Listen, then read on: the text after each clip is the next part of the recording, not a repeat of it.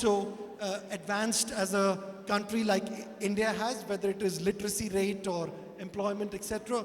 So we started our own residential academy, where we have now 500 students off the street. They actually were washing windscreens before.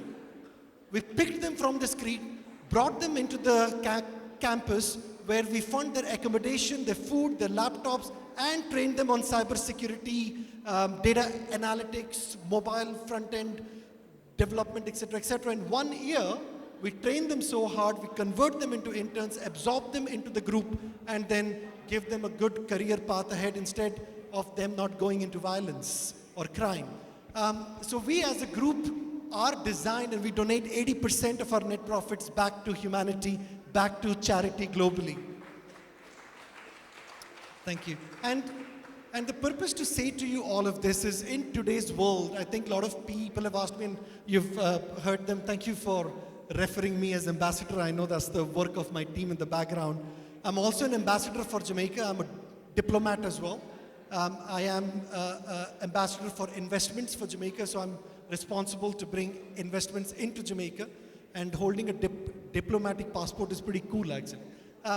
But it comes with a lot of work, and you have to give it back to Jamaica, to the society, for what it has given me so far. So my journey from being an art of living teacher to the entrepreneur, if I go back more than that, at the age of 20, my parents actually kicked me out of the house. I was an alcoholic, I was a drug addict. I used to drink 1 liter of rum every single night for 6 years, from age of 14. I used to smoke 60 cigarettes a day. And at one night, my dad came home and he was so upset and angry, he just kicked me out of the house. I used to live in Bhubaneswar in Orissa at that time. And I took the first train that went to Delhi.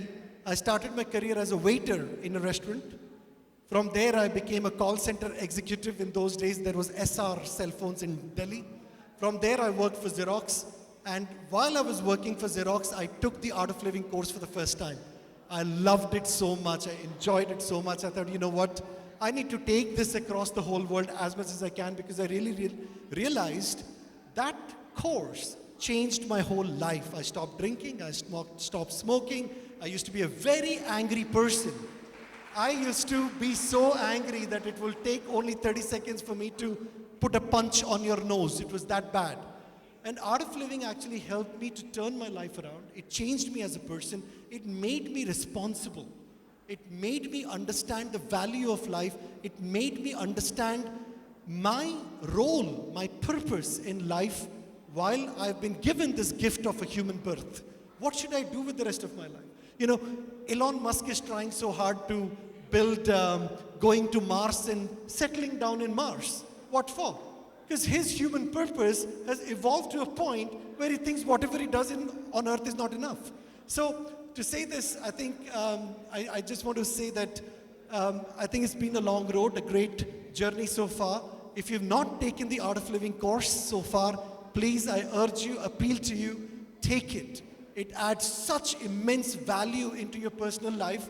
The humility it brings, the ease, the comfort, the ability for you to interact with others, and your intuition. We've been talking about HR all day, and I tell you, I have no background. I didn't even finish college.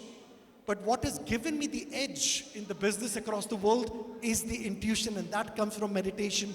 That comes from breathing. Ladies and gentlemen, thank you for listening to me, and have a good evening.